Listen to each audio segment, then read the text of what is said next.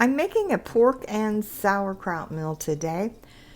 I actually would have preferred boneless pork ribs, but I'm using what I have on hand, and that is a pork shoulder picnic roast, and it's also boneless.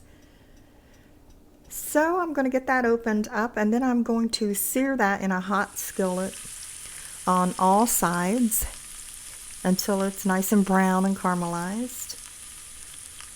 And I'll do that before I put it in the slow cooker. I'm going to cook this in the slow cooker for 1 hour on high and then turn that down to low and cook for another 6 to 8 hours. I'll just keep checking it. I'll be adding brown sugar, 1 onion, some spices, salt and pepper, and dried thyme leaves, and of course the sauerkraut. So I'm going to slice the onion in rings and put that in the bottom of the slow cooker, and then I'll add the roast on top of that. I'll put the spices on and then the brown sugar. I'll go ahead and layer on the sauerkraut, and then I'll add the half a can of applesauce. Now I know most people use an apple, but when this cooks, the apple and the onions as well disintegrate, so you don't even know they're there. So I'm not going to run out and buy an apple. I'm just going to use the applesauce, and it tastes the same, much easier. So the pork and sauerkraut are done, and I'm going to go ahead and transfer that into a Dutch oven and put the lid on and just put that in the oven on about 300 degrees. It'll probably be there for a couple of hours. It won't hurt it. It will make the pork even more tender though.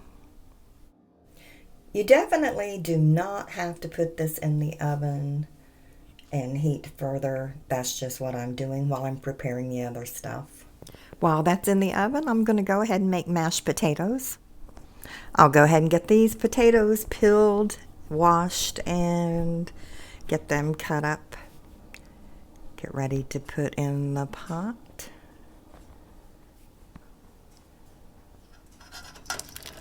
Cut them all about the same size so they get done at the same time.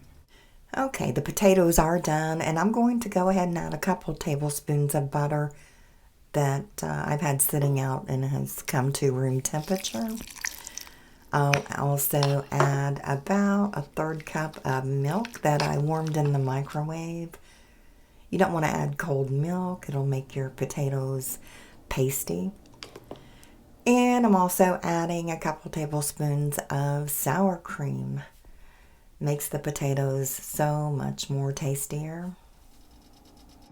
For the cornbread, I have a cast iron skillet on the stove that I'm letting get very hot. It's well greased. And for the mix, I am using 2 cups of cornmeal mix, 1 1/3 cup of milk, a 1/4 cup of oil, and 1 egg. And I'll mix that all together. I'll mix the liquids first and then put the cornmeal mix in.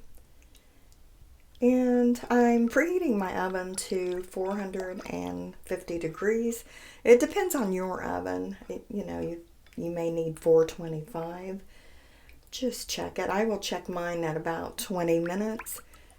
And depending on how brown you like your cornbread or how crusty you like the top and bottom, you'll probably bake that for 25 to 35 minutes. And if you have pork and sauerkraut, then you need cornbread.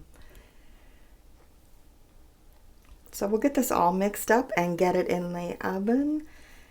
And I'll be back to show you what this all looks like when I plate it up.